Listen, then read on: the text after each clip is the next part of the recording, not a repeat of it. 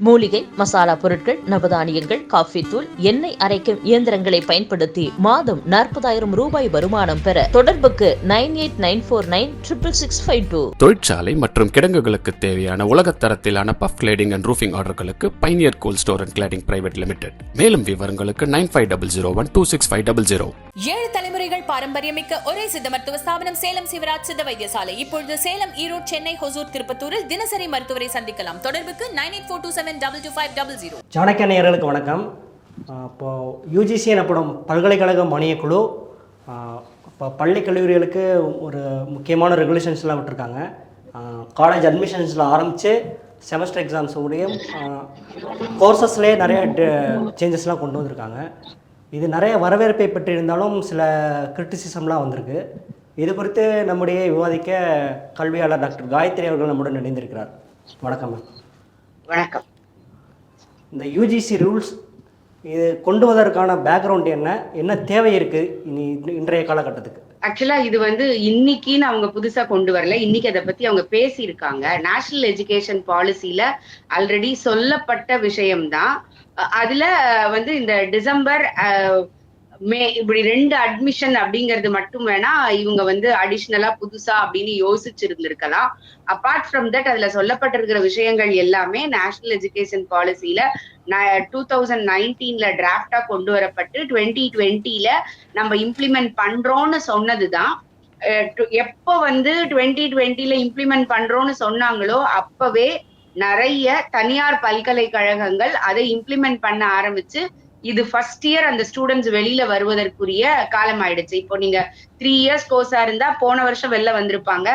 என்ஜினியரிங்கை பொறுத்த வரைக்கும் நிறைய தனியார் பல்கலைக்கழகங்கள் அதை இம்ப்ளிமெண்ட் பண்ணி இந்த வருஷம் ஃபர்ஸ்ட் இயர் ஸ்டூடெண்ட்ஸ் வெளியில வராங்க. இந்த பேட்ச் என்இபியை இம்ப்ளிமெண்ட் பண்ண பேட்சே வெளியில வராங்கன்னு சொல்லக்கூடிய அளவிற்கு அது ஆல்ரெடி இங்க இம்ப்ளிமெண்ட் பண்ணப்பட்டுக்கிட்டே வருது அப்படிங்கிறது தான் பாக்குறோம். இங்க இப்ப ஏன் இது பேசு பொருளா இருக்குது அப்படின்னு சொன்னா அது எல்லா பல்கலைக்கழகங்களும் அதை நீங்க நிறைவேற்றுங்க அப்படின்னு சொல்லிட்டு அவங்க நோட்டிபிகேஷன் கொடுக்குறாங்க, அதை பத்தி பேசுறாங்க. அதனால இன்னைக்கு அதை பேசு பொருளா இருக்குது. இப்போ இதுல முதல் எடுத்தோடனே பார்த்தீங்கன்னா வருஷத்துக்கு இது வரைக்கும் ஒரு தடவை அட்மிஷன் இப்போ 2 தடவை ஜூலை, ஆகஸ்ட் அண்ட் ஜனவரி, பிப்ரவரின்னு சொல்லியிருக்காங்க. இதை கொண்டு வர்றதுக்கு எல்லா காலேஜஸ்க்கும் இந்த ஒரு இன்ஃப்ராஸ்ட்ரக்சர் கெப்பாசிட்டி இருக்கா? இல்ல, ஆக்சுவலா அது மட்டும்தான் ஒரு கேள்விக்குறியாவே இருக்குது. பண்ண முடியுமா முடியாதா அப்படின்னா கண்டிப்பா பண்ண முடியும். இது டிஸ்டன்ஸ் எஜுகேஷன்ல ஏற்கனவே தமிழக பல்கலைக்கழகங்கள்லயே இருக்கு. அது அண்ணாமலை யூனிவர்சிட்டியா இருக்கட்டும், இங்க மெட்ராஸ் வெரி ஓல்டு யூனிவர்சிட்டின்னு சொல்லப்படுற மெட்ராஸ் யூனிவர்சிட்டியா இருக்கட்டும், மெட்ராஸ் யூனிவர்சிட்டியும் கேலண்டர் இயர், அகடமிக் இயர் அப்படின்னு சொல்லுவாங்க. கேலண்டர் இயர் அப்படிங்கிறது ஜான் டு டிசம்பரா இருக்கும். அகடமிக் இயர் அப்படிங்கிறது ஜூன் டு மே, ஏப்ரல் அந்த மாதிரி இருக்கும். இது டிஸ்டன்ஸ் எஜுகேஷன்ல நடைமுறைப்படுத்தப்பட்டது. இன்னைக்கு ஆன்லைன் எஜுகேஷன்லயும் அந்த மாதிரி வந்துருச்சு. ஒண்ணு டைரக்டா உள்ள ரெகுலர் காலேஜ்ல மட்டும்தான் இது நடைமுறைக்கு வரல. அது நடைமுறைக்கு வர வைக்க முடியுமா வைக்க முடியாதா அப்படிங்கிறது அந்தந்த கல்லூரிகள் பல்கலைக்கழகங்களுக்கு இருக்கக்கூடிய இன்ஃப்ராஸ்ட்ரக்சர் ஃபெசிலிட்டியை பொறுத்தது, ஃபேக்கல்டி எவ்வளவு இருக்காங்க அப்படிங்கறதை பொறுத்தது, 2வது எவ்வளவு ஸ்டூடெண்ட்ஸ் சேருவாங்க அப்படிங்கிறத பொறுத்தது. ஏன் இந்த 3வது விஷயத்த நான் சொல்றேன் அப்படின்னா, ஏன்னா இந்த இன்ஃப்ராஸ்ட்ரக்சர் அண்ட் ஃபேக்கல்டி அப்படிங்கிறது அந்தந்த பல்கலைக்கழகங்கள் அந்தந்த கல்லூரிகளுடைய தரப்புல இருந்தால் கூட மாணவர்கள் சேர்க்கை அப்படிங்கிறது இருக்கு இல்லையா, அது நீங்க பாத்தீங்க அப்படின்னு சொன்னா எந்த அளவிற்கு ஃபுல்லா இருக்கும் அப்படிங்கிறது. இப்போ ஒரு கிளாஸோட கெப்பாசிட்டி 60 அப்படின்னு வச்சுக்கோங்களேன். நீங்க கேலண்டர் இயர்ல போடுறீங்க அப்படின்னு சொன்னா எந்த அளவுக்கு அந்த 60ன்றது ஃபில் ஆகும்? இல்ல முதல்ல நீங்க 30 கொடுக்க போறீங்களா, இல்ல கம்பல்சரியா ஸ்டார்ட் பண்ணணுமா, or it is decision by the அந்தந்த காலேஜ் அப்படிங்கிறது தெரியல. அதுல இருக்கக்கூடிய எல்லா விஷயங்களுமே நடைமுறைக்கு சாத்தியமாக உள்ள விஷயங்கள் தான். ஆனால் இந்த விஷயத்துக்கு தமிழகத்தை பொறுத்த வரைக்கும், ஏன்னா நீங்க தமிழகத்துல பாத்தீங்கன்னா பாஸ் பர்சன்டேஜ் ரொம்பவே ஜாஸ்தி. 12th பாஸ் பர்சன்டேஜ் உங்களுக்கு ஜாஸ்தி. படிக்கணும்னு நினைக்கிறவ, ஏன்னா உங்களுக்கு சப்ளிமெண்டரி எக்ஸாமே இமீடியட்டா வந்துடும். நீங்க 12th ஃபெயில் ஆயிட்டீங்க அப்படின்னு வச்சுக்கோங்களேன், அதுல அந்த ஃபெயில் ஆகிறவங்க பேப்பர் எழுதி பாஸ் பண்றதுக்கு சப்ளிமெண்டரி எக்ஸாம் அடுத்த 1 மந்த்துக்குள்ள டேட் கொடுக்குறாங்க. அந்த 1 மந்த்துக்குள்ள டேட் கொடுத்து காமன் அட்மிஷனோடயே அந்த மாணவர்கள் சேர்க்கை தமிழகத்தை பொறுத்த வரைக்கும் அது நடைமுறையில இருக்குது. அப்படி இருக்கும்போது இங்க வந்து நமக்கு அந்த தேவை இருக்குதா அப்படிங்கறத மட்டும் ஒரு அனாலிசிஸ் பண்ணணும். ஆனால் தேவை இருக்கும் பட்சத்தில் அந்த இன்ஃப்ராஸ்ட்ரக்சரையும் அந்த ஃபேக்கல்ட்டியையும் டெவலப் செஞ்சு கொடுக்க வேண்டியது அந்தந்த பல்கலைக்கழகங்களுடைய பொறுப்பு. ஏன் அப்படின்னா இன்னைக்கு டே காலேஜ் ஈவினிங் காலேஜ்னு ஏன் நடக்குது? இதே தமிழகத்துல நீங்க பார்த்திருப்பீங்க, ஷிஃப்ட் 1 ஷிஃப்ட் 2 அப்படின்னு சொல்லுவாங்க. ஒரு சில கிராமப்புறங்கள்ல இல்லைன்னா வந்து செமி ஆர்பனா இருக்கிற ஏரியால வந்து கல்லூரிகள் ஒரே இடத்துல இயங்கலாம். ஆனால் நீங்க வந்து கோயம்புத்தூர், சென்னை அந்த மாதிரி ஒரு சிட்டியில இருக்கக்கூடிய தனியார் பல்கலைக்கழகங்களா இருக்கட்டும், அரசு பல்கலைக்கழகங்கள்லயே உங்களுக்கு வந்து செல்ஃப் பினான்சிங் மோடுன்னு வச்சுக்கிறாங்க. அதாவது கவர்மெண்ட் எய்டட்ல சொல்றேன். கவர்மெண்ட் எய்டடா இருக்கக்கூடிய கல்லூரிகள்ல வந்து government seat and self financing மோடுன்னு வைக்கிறாங்க.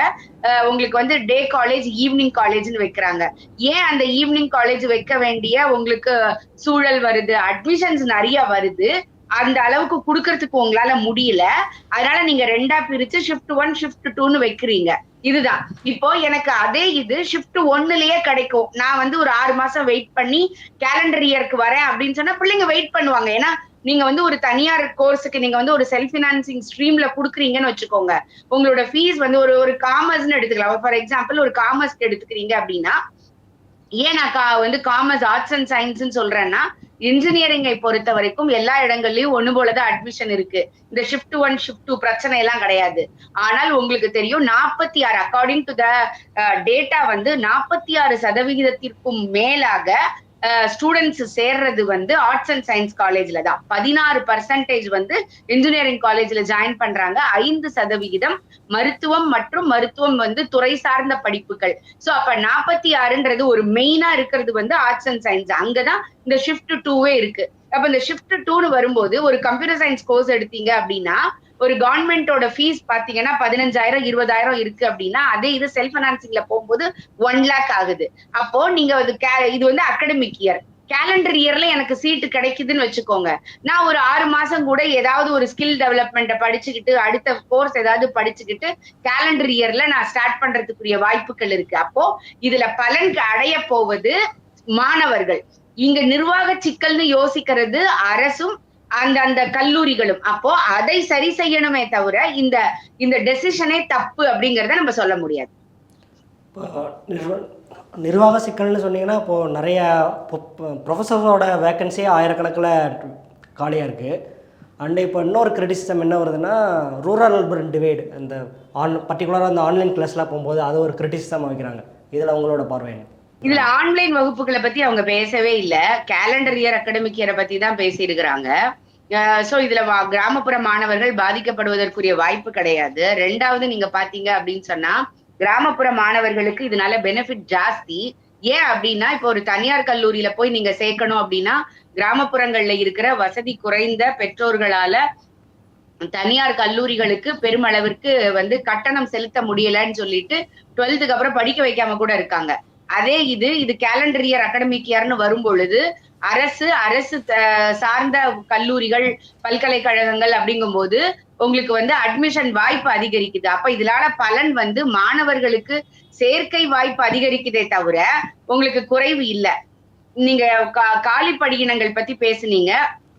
இந்த அரசு வரும்பொழுது காலி பணியிடங்கள் ஃபுல்லா நிப்பாட்டுவோம், நிரப்பப்படுவோம். அதுக்கப்புறம் வந்து நம்ம பார்ட் டைம்ல இருக்கிற ப்ரொஃபசர்ஸ் எல்லாத்தையும் வந்து ஃபுல் டைம் பண்ணுவோம்னு சொன்னாங்க. பட் என்ன pathetic situation as on date அப்படின்னா, அரசுடைய பல்கலைக்கழகங்கள், அரசின் கட்டுப்பாட்டுல இருக்கக்கூடிய தமிழக பல்கலைக்கழகங்கள் பலவற்றுல கௌரவ விரிவுரையாளர்களாக இருக்கக்கூடிய கெஸ்ட் லெக்சரர்ஸுக்கு சேலரி கூட கொடுக்க முடியாத நிலைமை தான் இவங்களுக்கு இருக்கு. அப்போ இவங்க இந்த பர்டிகுலர் ரெகுலேஷனை எதிர்ப்பதற்கு காரணம் எங்க கிட்ட பணம் இல்ல அப்படிங்கறதும் எங்க கிட்ட இன்ஃப்ராஸ்ட்ரக்சர் இல்ல அப்படிங்கறதுமானே தவிர மாணவர்கள் நலன் கருதி இல்ல அப்படிங்கறத எல்லாருமே புரிஞ்சுக்கணும். அப்ப அதை சரி செய்ய வேண்டியது ஒரு அரசினுடைய கடமை. இந்த திட்டத்தின் இந்த ரெகுலேஷன் மூலமாக கிராமப்புற மாணவர்களுடைய படிக்கிற எண்ணிக்கை அதிகமாகும். ஏன் அப்படின்னா உங்களுக்கு கவர்மெண்ட் காலேஜ்ல நிறைய சேர்றதுக்குரிய வாய்ப்புகள் இருக்கும். சோ பிரைவேட்ல இருக்கக்கூடிய கட்டணங்கள் வந்து குறையும் அப்படிங்கிறதுனால பேரண்ட்ஸ் நிறைய அளவுல சேர்ப்பதற்குரிய வாய்ப்பு தான் இருக்கே தவிர குறைவதற்குரிய வாய்ப்பு இல்ல. இதனால சிந்திக்கப்பட வேண்டியது கவர்மெண்ட் தானே தவிர பெற்றோர்கள் கிடையாது. இந்த கன்ஃபியூஷனை தான் தொடர்ந்து இவர்கள் வலியுறுத்திக்கிட்டே இருப்பாங்க. ஏன்னா இன்னைக்கு நம்ம பேசிட்டு இருக்கிற இந்த நேரத்துல டைம்ஸ் ஆஃப் இந்தியா வந்து ஒரு ரிசர்ச் ஆர்டிக்கல் ஒண்ணு போட்டிருக்காங்க. அந்த ரிசர்ச் ஆர்டிக்கல்ல தே ஹவ் கம்பேர்ட் அண்ணா யூனிவர்சிட்டிக்கு கீழே இயங்கக்கூடிய ஒரு 3 தனியார் சுயநிதி கல்லூரிகளுடைய வந்து பிளேஸ்மெண்ட்டையும் அண்ணா யூனிவர்சிட்டியையும் கம்பேர் பண்ணிருக்காங்க. இது வந்து எனக்கு ரொம்ப பார்க்க வருத்தமா இருந்தது. ஏன்னா அந்த அண்ணா யூனிவர்சிட்டிக்கு கீழே இருக்கக்கூடிய கல்லூரிகள் அவங்க குறிப்பிட்டிருந்தது எல்லாமே அட்டானமஸ் கல்லூரிகள். அப்ப அட்டானமஸ் கல்லூரிகள் அவங்களுடைய சிலபஸை வகுத்து கொள்ளவும் நல்ல ஆசிரியர்களை அவங்களால கொண்டு வரவும் முடியுது. அதனால அங்க நீங்க அந்த பிளேஸ்மெண்டோடைய பெர்சன்டேஜ் பாத்தீங்க அப்படின்னா it is equal or more than Anna university. அப்போ ஒரு அரசின் கீழே இயங்கக்கூடிய ஒரு பல்கலைக்கழகத்துல விட உங்களுக்கு தனியார் பல்கலைக்கழகங்கள்ல கல்லூரிகள்ல அதிக அளவுக்கு பிளேஸ்மெண்ட் ஆகுது அப்படின்னா அப்கிரேட் பண்ண வேண்டியது யாரு? அரசினுடைய பல்கலைக்கழகங்கள்ல. அததான் இந்த யூஜிசியோட ரெகுலேஷன் சொல்லுது. நீ 2 தடவை அட்மிஷன் போடு, இந்த அளவுக்கு பண்ணு, இதெல்லாம் சொல்றதுக்கு ஏன் அப்படின்னா இன்னைக்கு அவங்க வந்து இந்த எஜுகேஷன் சிஸ்டமையே கரெக்ட் பண்றதுக்கு ட்ரை பண்றாங்க. அவுட்கம் பேஸ்ட் எஜுகேஷன் அப்படின்னு சொல்றாங்க. அந்த அவுட்கமோட நீ ஒரு சப்ஜெக்ட வச்சா கூட அந்த சப்ஜெக்ட்னால மாணவனுக்கு என்ன பிரயோஜனம், அவன் வந்து கத்துக்கிறதுக்காக அத படிக்கிறானா, அப்ளிகேஷன் ஓரியன்டா அதாவது நாலேஜுக்காக படிக்கிறானா, வேலைக்காக படிக்கிறானா, இல்ல அந்த கான்செப்ட புரிஞ்சு அதை இம்ப்ளிமெண்ட் பண்றதுக்காக படிக்கிறானா, இது எல்லாத்தையும் நீங்க ஒரு இதுக்கும் வந்து கொடுக்கணும். இந்த சப்ஜெக்ட் எதுக்காக அப்படிங்கறதோட புரிதல் வச்சு அதோட கம்பேர் பண்ற அளவுக்கு இன்னைக்கு எஜுகேஷன் சிஸ்டம் மாறிடுச்சு. இதுல புதுசா இன்னொரு கிரெடிட் சிஸ்டம் கொண்டு வந்திருக்காங்க. இது வந்து கன்ஃபியூஸ்டாக இருக்குங்கிற மாதிரி சொல்கிறாங்க. ஏன்னா முன்னாடி பார்த்தீங்கன்னா internal assessment mark and semester mark எடுத்துக்குவாங்க. இதில் பார்த்தீங்கன்னா உங்களுக்கு தனியார் மேஜரை தவிர இன்னொரு பேப்பர் படிக்கணும், ஸ்கில் டெவலப்மெண்ட்டுக்கு ஒரு அப்ரண்டிஷிப் அதெல்லாம் சொல்லியிருக்காங்க. இது நான் கன்ஃபியூஸ்டாக இருக்கேன்னு ஒரு கிரிட்டிசம் வந்துருக்கேன்.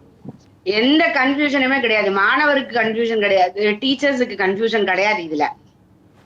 இது வந்து காலமாக அப்ராட்லயும் ஐஐடிக்கள்லயும் ஃபாலோ பண்ணப்பட்டிருக்கிற ஒரு விஷயம்தான். அதை யூஜிசி இன்னைக்கு எல்லாருக்கும் கொடுங்க. ஏன்னா நம்ம வந்து சோஃபார் எல்ஐடி இன்ஸ்டிடியூட்னு நம்ம ஐஐடிய ஐஏஎம் சொல்லுவோம் இல்லைங்களா? இந்தியால வந்து ஒரு பிரீமியர் இன்ஸ்டிடியூட் அப்படின்னா எதை சொல்லுவோம்? ஐஐடிய சொல்லுவோம். மேனேஜ்மெண்ட் சைட்ல என்ன சொல்லுவோம்? ஐஏஎம் சொல்லுவோம். அப்போ இந்த 2துலயும் என்ன ஃபார்முலாவுனால அவங்க சக்சஸ் ஆனாங்களோ அதே மாதிரி அப்ராட்ல என்ன ஃபார்முலாக்கள்னால அங்க இருக்கக்கூடிய சிஸ்டம் சக்சஸ்ஃபுல்லா போகுதோ அதை இம்ப்ளிமெண்ட் பண்ணணும் அப்படின்னு அவங்க நினைக்கிறாங்க. இந்த கிரெடிட் பத்தி ஆல்ரெடி நான் வந்து யூனிவர்சிட்டி பேரோட சொல்ல முடியும். அது எஸ்ஆர்எம் இருக்கலாம், விஐடி அதை சிறந்த அளவிற்கு அதை ஃபாலோ பண்ணிட்டு இருக்கிறாங்க. அதனாலதான் நீங்க பாத்தீங்க அப்படின்னு சொன்னா நீங்க பிளேஸ்மெண்ட்லயே ஹையஸ்ட் இன்ஜினியரிங் அப்படின்னு எடுத்தீங்கன்னா அது உங்களுக்கு அங்க வருது. அதனாலதான் டாப் 10 பிரைவேட் யூனிவர்சிட்டிஸ்ல தமிழகத்தை சார்ந்த 3-4 யூனிவர்சிட்டிகள் டாப் 10க்குள்ள வருது அப்படின்னா அதற்கு காரணம் இந்த கிரெடிட் ஸ்கோரிங் சிஸ்டம் தான். நீங்க வந்து கோர் பேப்பர் எடுக்கலாம். கோர் பேப்பர் அவங்க மேண்டேட்டரின்னு சொல்றாங்க. உடனே அதுல நிறைய பேர், நானும் பார்த்தேன், அதுல வந்து நிறைய பேர் கமெண்ட் கொடுத்திருந்தாங்க, கோர் நாலேஜே இல்லாம போயிடும். அப்படிலாம் கிடையவே கிடையாது. இன்னைக்கும் எலக்டிவ் பேப்பர் அப்படின்னு இருக்கு. ஒரு எலக்டிவ் பேப்பர் இருக்கு, 2 எலக்டிவ் பேப்பர் இருக்கு.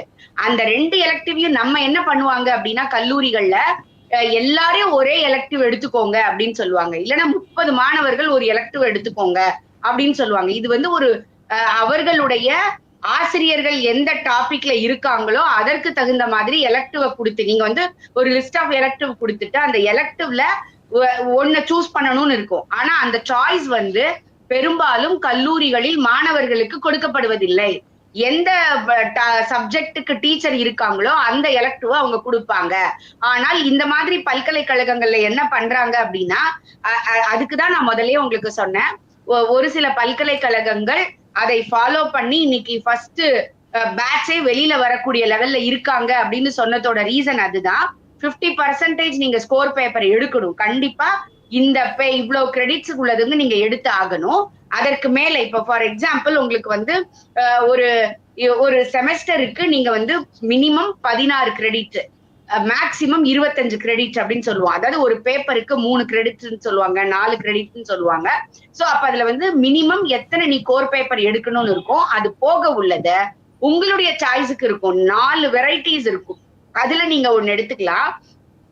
இன்னும் நீங்க பாத்தீங்க அப்படின்னு சொன்னா இப்போ ஒரு சில பல்கலைக்கழகங்கள் என்பிடிஇஎல்னு இருக்கு, நம்ம சென்ட்ரல் கவர்மெண்டோட ஆன்லைன் எஜுகேஷன் போர்ட்டல் அது. சோ அப்ப அதுல நீங்க கத்துக்கலாம். அதுல ஒரு கோர்ஸ் எடுத்தீங்கன்னா அது ஒரு 2 கிரெடிட் அப்படின்னு சொல்லுவாங்க. அதே இது அந்தந்த பல்கலைக்கழகங்கள் கல்லூரிகள்லயே வீக்கெண்ட் கோர்ஸ்ன்னு சொல்லுவாங்க. அது 1 or 2 சப்ஜெக்ட்ஸ். இப்ப புதுசா ஒரு டாபிக் வந்து மார்க்கெட்ல வருது. அந்த மார்க்கெட்ல வர சப்ஜெக்ட இமீடியட்டா நீங்க உங்களுடைய டிகிரிக்குள்ள ஆட் பண்ண முடியாது. அப்ப அவங்க என்ன கொடுப்பாங்க அப்படின்னா அதை வந்து ஒரு அடிஷனல் ஸ்கில் டெவலப்மெண்ட் கோர்ஸா கொடுப்பாங்க. அந்த கோர்ஸை நீங்க எடுத்து படிக்கலாம். அதையும் உங்களுடைய 2 கிரெடிட் 3 கிரெடிட்னு அந்த சப்ஜெக்டினுடைய டெப்தோடைய இம்பார்ட்டன்ஸை பொறுத்து 2 கிரெடிட்ஸ் ஆர் 3 கிரெடிட்ஸ் சொல்லி அதையும் நீங்க சேர்த்துக்குவாங்க. இது எவ்வளவு மாணவர்களுக்கு பயன் கொடுக்கறது மட்டும் இல்லாம அவங்க நினைச்சதை அவங்களால படிக்க முடியும். இப்ப நான் ஒரு பிளாக் செயின் டெக்னாலஜி என்னோட சிலபஸ்ல இல்ல, அப்ப நான் என்ன பண்ணலாம் அப்படின்னா ஒரு NPTEL இருந்து அந்த கோர்ஸ் எடுத்துக்கலாம். இல்ல வேற எங்கேயாவது ரெப்யூட்டட் இன்ஸ்டிடியூட்ல அது ஆன்லைன்ல குடுக்குறாங்களா, அதை நான் எடுத்துக்கலாம். எடுத்து எக்ஸாம் எழுதி அந்த சர்டிபிகேட்டை நான் யூனிவர்சிட்டிக்கு கொடுக்குறேன் அப்படின்னா என்னுடைய டோட்டல் கிரெடிட்ல இந்த 4 கிரெடிட் ஆட் ஆகும். இது எவ்வளவு நல்ல விஷயம் நீங்க பாருங்க. நான் வந்து ஸ்கில் டெவலப்மெண்ட் எடுத்துக்குவேன்.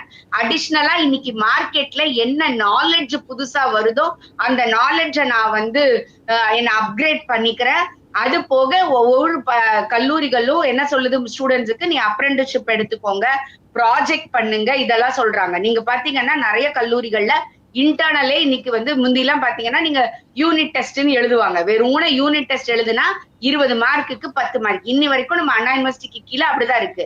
20 மார்க்குக்கு மினிமம் 10 மார்க்.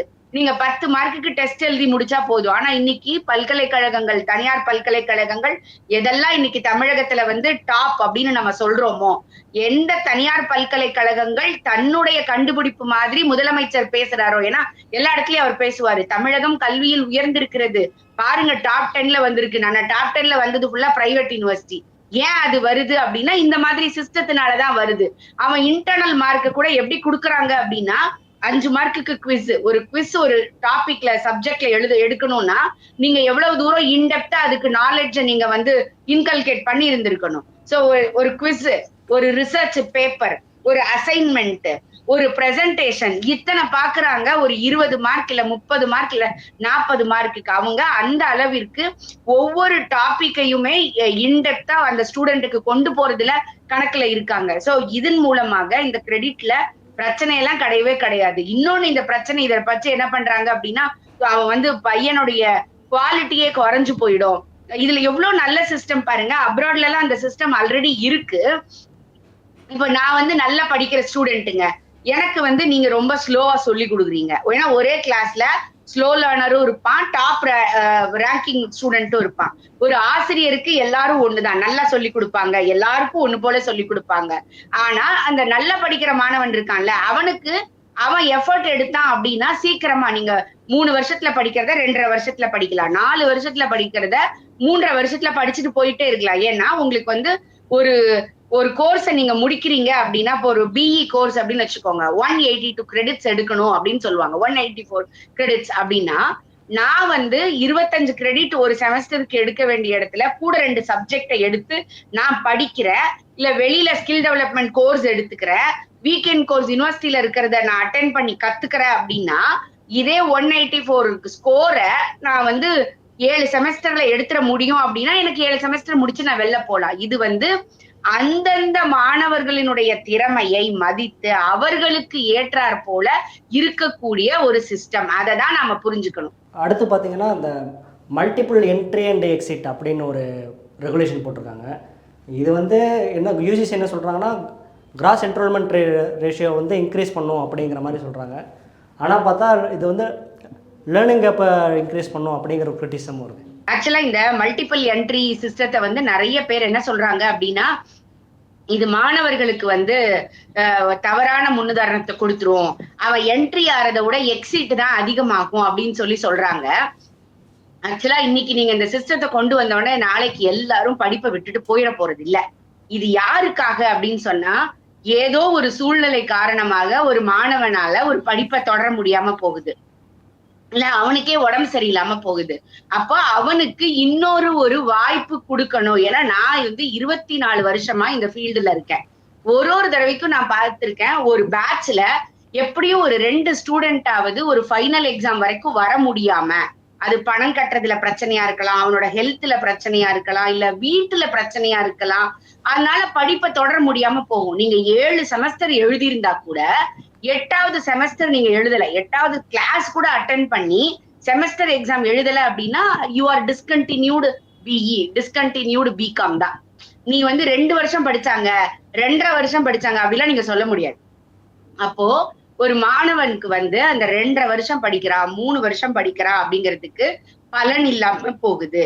அதனாலதான் இந்த சிஸ்டம் கொண்டு வராங்க, multiple entry exit system. Already இந்த சிஸ்டம் ரொம்ப சக்சஸ்ஃபுல்லாக அப்ராட்ல இருக்கு. இந்தியாலேயே நீங்க பாத்தீங்க அப்படின்னு சொன்னா, ஒரு செமஸ்டர் நீங்க விட்டுட்டீங்க அப்படின்னா அடுத்த செமஸ்டர் யூனிவர்சிட்டிக்கு நீங்க லெட்டர் கொடுத்து ரீடூ த கோர்ஸ் அப்படின்னு நாங்க சொல்லுவோம். இப்போ ஒரு பையனுக்கு அட்டெண்டன்ஸ் இல்ல, அப்ப வந்து அவன் அட்டென்ட் பண்ண முடியல அப்படின்னா அந்த கேப் விட்டதுக்கு அப்புறம் ரீடூ த கோர்ஸ் அப்படின்னு சொல்லுவோம். அவன் வந்து அடுத்த வருஷம் அதை திரும்பவும் அந்த வருஷத்துல இருந்து படிச்சு எழுதுவான். இப்போ இப்படி ஒரு நீங்க மல்டிபிள் என்ட்ரி கொடுக்கும் போது என்ன ஆகும் அப்படின்னு சொன்னா, அவனே சம்பாதிச்சு படிக்கலாம், இல்ல வீட்டுல உள்ள சூழலை சரி பண்ணிட்டு படிக்கலாம், இல்ல நான் நல்ல மார்க் எடுக்கணும், என்னால டைவர்ஷன் இருக்கு, இப்ப படிக்க முடியலன்னு நினைக்கிறான், அதை அவனால சரி பண்ணிக்க முடியும். இது அத்தனைக்கும் பாசிட்டிவா வாய்ப்புகள் இருக்கு. நம்ம இதுல புரிஞ்சுக்க வேண்டியது என்ன அப்படின்னா, இப்படி சொல்லிட்டதுனாலயே நாளைக்கு நிறைய பேர் கம்மி ஆயிடுவாங்க அப்படிங்கிறது இல்ல. உங்களுக்கு தெரியும், நம்மளோட ஸ்டூடெண்ட் ஒருத்தங்க வந்து ஒரு ஆர்டிஐ ஃபைல் பண்ணி வாங்கினாங்க. அந்த ஆர்டிஐல ஒரு கொஸ்டின் கேட்டாங்க. என்ன கொஸ்டின் அப்படின்னா, வந்து இந்த 2021 இருந்து 2024 வரைக்கும் எவ்வளவு ஸ்டூடெண்ட்ஸ் இந்த சென்னை மாநகராட்சி பள்ளிகள்ல 9th அப்புறம் டிராப் அவுட்ஸ் ஆயிருக்காங்க அப்படின்னு சொல்லிட்டு, அவங்க வந்து நீங்க கேட்ட கொஸ்டின் சரியில்லை, அதனால எங்க கிட்ட பதில் இல்லைன்னு அதுல கொடுத்துருக்காங்க. நான் அந்த காப்பியை வச்சிருக்கிறேன். நீங்க நல்லா யோசிச்சு பாருங்க, டிராப் அவுட் ஆகாமே இருந்திருக்காங்களா? ஏன்னா இந்த தகவல் நீங்க வந்து அதை தகவலாக ப்ராப்பரா மெயின்டைன் பண்ணாம இருந்திருக்கலாம். நேஷனல் எஜுகேஷன் பாலிசியை பொறுத்த வரைக்கும் வந்து இன்னைக்கு 12th ஸ்டாண்டர்ட் வரைக்கும் கட்டாய கல்வின்னு சொல்லுது. ஆனால் தமிழக அரசு NEP-ய இம்ப்ளிமெண்ட் பண்ண மாட்டேன்னு சொன்னதுனால தமிழகத்தை பொறுத்த வரைக்கும் கட்டாய கல்விங்கிறது 8th இன்னைக்கு ஆஸ் ஆன் டேட் ரூல் அப்படிதான் வச்சிருக்காங்க. ஏன்னா NEP-ய இவங்க இம்ப்ளிமெண்ட் பண்ணல. ஆனால் NEP என்ன சொல்லுது அப்படின்னா, 9th to 12th எந்த கிளாஸ்ல பையன் டிராப் அவுட் ஆனாலும் அந்தந்த பள்ளிகள் நேரடியா அவங்க வீட்டுக்கு போய் என்ன பிரச்சனைன்றத பார்த்து அவனை திரும்பவும் பள்ளிக்கூடத்துல கொண்டு வந்து சேர்த்து 12ஆம் வகுப்பு வரைக்கும் படிக்க வைக்கிறது கட்டாயம்னு சொல்லுது. அப்போ எங்க தப்பு நடக்குதுன்னு நீங்க பாருங்க. தமிழ்நாடு கவர்மெண்ட்ல இஷ்யூ இருக்கா, இல்ல இந்த சிஸ்டம்ல இஷ்யூ இருக்கான்னு பாருங்க. இது இன்னொரு வாய்ப்பை கொடுக்குது. இந்த வருஷம் படிக்க முடியலையா, இந்த வருஷம் உனக்கு ஃபெயில் ஆயிட்டியா, இல்ல எத்தனை பிள்ளைகளுக்கு வந்து ஒரு சில மன கஷ்டங்கள் இருக்கலாம், இன்னைக்கு டைவர்ஷன் இருக்கலாம். அப்ப அப்படி இருக்கும்போது அதை கரெக்ட் பண்ணிட்டு திரும்பவும் படிக்கிறதுக்கு ஒரு வாய்ப்பு கொடுக்கணும்ல. ஒவ்வொரு மனிதனுக்கும் இந்த சமுதாயத்துல ஈக்குவல் வாய்ப்பு இருக்குன்னு நம்ம சொல்றோம். அதுதான் சமூக நீதினு அவங்க சொல்றாங்க. அப்படி இருக்கும்போது அந்த சமூக நீதி அந்த பிள்ளைகளுக்கு கிடைக்கக்கூடிய வாய்ப்பை உருவாக்கி கொடுக்க வேண்டியதுதான் ஒரு அரசு, ஒரு ஆசிரியருடைய கடமை. முக்கியமான இந்த இதில் முக்கியமான ரெகுலேஷன் என்னன்னு பார்த்தீங்கன்னா, என்ட்ரன்ஸ் எக்ஸாம். இது ஏற்கனவே சென்ட்ரல் கவர்மெண்ட் வந்து நீட்டுங்கிற எக்ஸாம் கொண்டு வந்து கிராமப்புற மாணவர்கள் கனவை சதைச்சிட்டாங்கன்னு சொல்லியிருக்காங்க. இப்போ யூஜிசியோட இந்த ரெகுலேஷன் மூலமாக ஆர்ட்ஸ் அண்ட் சயின்ஸ் கூட என்ட்ரன்ஸ் கொண்டு வராங்க அப்படிங்கிற மாதிரி கிரிட்டிசிசம் வருது. இது உங்களோட பார்வை? அதாவது கதை கட்டலவங்க எப்படி வேணாலும் செய்யலாம். இதே நீங்க பாத்தீங்கன்னா அந்த இண்டி கூட்டணின்னு சொல்றாங்கல்ல, நான் வந்து அரசியல் பேசுறதுக்காக சொல்லல. இதே இண்டி கூட்டணியில நமக்கு பக்கத்துல இருக்கக்கூடிய கேரளாவை நீங்க பாருங்க, கர்நாடகாவை பாருங்க, ஆந்திராவை பாருங்க, ஈவன் வெஸ்ட் பெங்கால் பாருங்க, எல்லா இடங்கள்லயும் என்ட்ரன்ஸ் எக்ஸாம் அப்படின்னு ஒண்ணு இருக்கு. ஓகேங்களா? அந்தந்த ஸ்டேட்டோட என்ட்ரன்ஸ் எக்ஸாம், அந்த என்ட்ரன்ஸ் எக்ஸாம்ல எடுக்கக்கூடிய மார்க்கை வைத்து நீங்க அந்த ஸ்டேட்ல இருக்கக்கூடிய எந்த கல்லூரிக்கு வேணா நீங்க அப்ளை பண்ணி சேர முடியும். இன்னைக்கு தமிழ்நாட்டுல ஒரு கல்லூரியில சேர்றதுக்கு ஒரு அப்ளிகேஷன் போடுறீங்க. 10 கல்லூரியில சேரணுமா? 10 அப்ளிகேஷன் போடுறீங்களா இல்லையா? சொல்லுங்க. எல்லாம் எதை பேஸ் பண்ணி வரீங்க? அந்த மார்க்க பேஸ் பண்ணி வரீங்கல்ல. அப்போ எப்படி இந்த நீட்டு கதை வந்து தொடர்ந்து பொய் சொல்லிக்கிட்டே இருக்காங்க அப்படின்னு வச்சுக்கோங்களேன். பொய் தான் சொல்றாங்க. அது என்னால சொல்ல முடியும். இவங்க சொல்லட்டும். 2006ல இருந்து 2016 வரைக்கும் 2017ல நீட் வந்தது. 2006ல இருந்து 2016 வரைக்கும் அரசு பள்ளிக்கூடங்களில் படித்த மாணவ மாணவிகள் எத்தனை பேர் அரசு மருத்துவ கல்லூரிகளில் சேர்ந்திருக்கிறாங்கன்னு சொல்லட்டும். 220 பேர் சேர்ந்திருக்கிறாங்க. ஆன் அண்ட் ஆவரேஜா 22 பேர், ஒரு வருஷத்துக்கு 22 பேர். இன்னைக்கு இந்த சட்டம் வந்த பிறகுதான் அவங்களுக்கு கவர்மெண்ட் ஸ்கூலை பத்தின ஒரு அவேர்னஸ் ஆவது வந்திருக்குது. இந்த 7.5 வந்ததுக்கு பிறகு எத்தனை மாணவர்கள் கல்லூரிக்கு போறது அதிகமா இருக்குதுன்னு அவங்க பேசணும். அதை தான் செய்யணும். சென்ட்ரல் கவர்மெண்ட் இன்னைக்கு கியூட்னு ஒரு எக்ஸாம் வச்சிருக்காங்க. இந்த கியூட் எக்ஸாம் மூலமாக இந்தியாவில் இருக்கக்கூடிய எல்லா பல்கலைக்கழகங்களிலும் அவர்கள் சேர்வதற்குரிய வாய்ப்பு இருக்குது அப்படின்னு அவங்க சொல்றாங்க.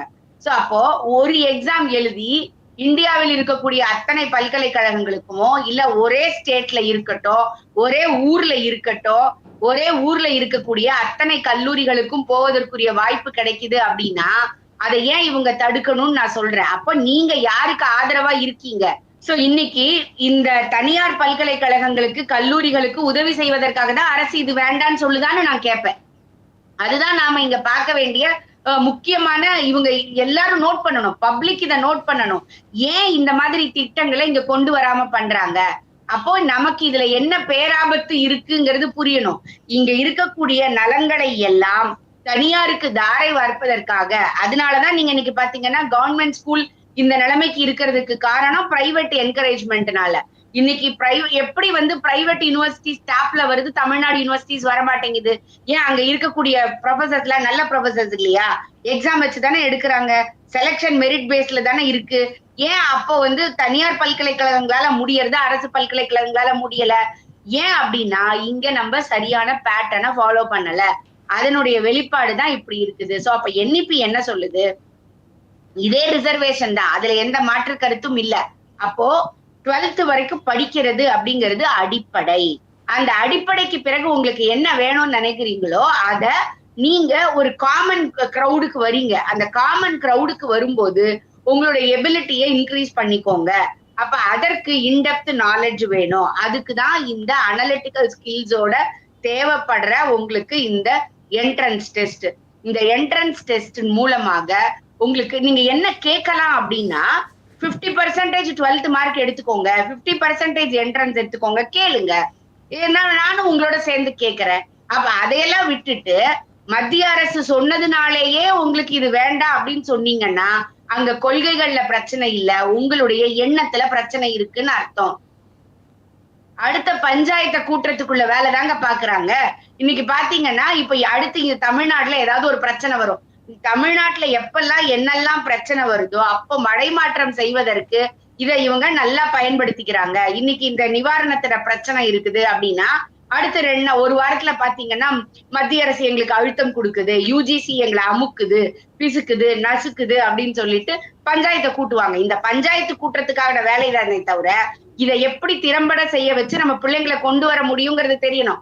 ஏன்னா இன்னைக்கு அந்த நான் சொன்ன அந்த டைம்ஸ் ஆஃப் இந்தியா ரிப்போர்ட்டை நீங்க பாருங்க.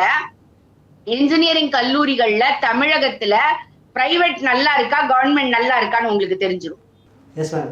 கடைசியாக ஒரே ஒரு கொஸ்டின். இப்போ இதிலே பார்த்தீங்கன்னா இப்போ 12th வந்து எந்த குரூப் எடுத்திருந்தாலும் நீங்கள் ஒரு பர்டிகுலர் சப்ஜெக்டை சூஸ் பண்ணி அதுக்கு என்ட்ரன்ஸ் எழுதிட்டா அந்த சப்ஜெக்ட்டுக்கு நீங்கள் எக்ஸாம் எழுதி பாஸ் பண்ணிட்டா நீங்கள் UG சேர்ந்துக்கலாம். அதே மாதிரி UGயில் நீங்கள் என்ன டிகிரி படிச்சிருந்தாலும் ஒரு PG வேறு டிகிரி மாறி எழுதிக்கலாம். அதுக்கும் நீங்கள் என்ட்ரன்ஸ் பாஸ் பண்ணியிருந்தால் போதும். இதுவும் ஒரு கிரிட்டிசிசம் வந்திருக்கேன் மேம். ஏன்னா உங்களுக்கு ஒரு இன்டெப்த் நாலேஜ் இல்லாமல் ஒரு எக்ஸாம் மட்டும் எழுதிட்டா போதுமா அப்படிங்கிற ஒரு கேள்வி வந்திருக்கு. இல்ல ஆக்சுவலா UGக்கும் PGக்கும் அப்படி சொல்லல. அவங்க 12th இருந்து தான் சொல்லியிருக்காங்க. 12th இப்ப நீங்க பாத்தீங்க அப்படின்னா பயோமேக்ஸ் ஒருத்தங்க எடுக்கிறாங்க. பயோமேக்ஸ் எடுக்கிறவங்களுக்கு திடீர்னு வந்து கம்ப்யூட்டர் சயின்ஸுக்கு போகணும்னு இருக்கு. அப்போ உங்களுக்கு வந்து இன்னைக்கு வரைக்கும் நமக்கு வந்து பாத்தீங்கன்னா பயோமேக்ஸ் எடுத்தவங்களும் கம்ப்யூட்டர் சயின்ஸ்க்கு போலாம், ஒன்றும் பிரச்சனை இல்லை. இன்னைக்கு ஒரு காமர்ஸ் படிச்சவங்க இருக்காங்க, அந்த அவங்களுக்கு வந்து மேக்ஸ் நல்லா வரும், ஏதோ ஒரு காரணத்துக்காக ஆர்ட்ஸ் குரூப் எடுத்திருக்காங்க. நீங்க கம்ப்யூட்டர் சயின்ஸ் டிபார்ட்மெண்ட்டுக்கு போனீங்கன்னா நீங்க பிசிக்ஸோ கெமிஸ்ட்ரியோ படிக்க போறது இல்ல. ஃபர்ஸ்ட் ஒரு 2 செமஸ்டர் மட்டும் தான் படிக்க போறீங்க. அதற்கு பிறகு முழுக்க முழுக்க கம்ப்யூட்டர் ரிலேட்டடா தான் படிக்க போறீங்க. அப்ப அப்படி இருக்கும்போது நீங்க அதை தனிப்பட்ட முறையில படிச்சுக்க கூடிய வல்லமை உங்களுக்கு இருக்கு அப்படின்னு வச்சுக்கோங்க. சரி, நீங்க வந்து இன்ஜினியரிங்க்கு சொல்லுவீங்க, காமர்ஸ்க்கு சொல்லுவீங்க, இப்போ சைக்காலஜி இருக்கு, பார்மசி இருக்கு. அப்ப இதெல்லாம் புதுசு தானே. 11th 12th நீங்க அதை பற்றின அடிப்படை எதுவுமே படிச்சிருக்க மாட்டீங்க தானே. நீங்க எப்படி சைக்காலஜியை போய் எடுக்கிறீங்க, எப்படி கெமிக்கலை போய் எடுக்கிறீங்க, எப்படி பயோகெமிஸ்ட்ரியை போய் எடுக்கிறீங்க, யோசிச்சு பாருங்க. அப்போ அடிப்படை அறிவு உங்களுக்கு வேணும். அப்ப என்ட்ரன்ஸ் எக்ஸாம் அதற்கு தகுந்தாற் போல இருக்கும். நீங்க அந்த சப்ஜெக்ட கான்செப்ட ஒழுங்கா தனிப்பட்ட முறையிலயோ இல்ல கோர்ஸ்லயோ நீங்க படிச்சிருந்தா மட்டும்தான் உங்களால அந்த என்ட்ரன்ஸை எழுத முடியும்.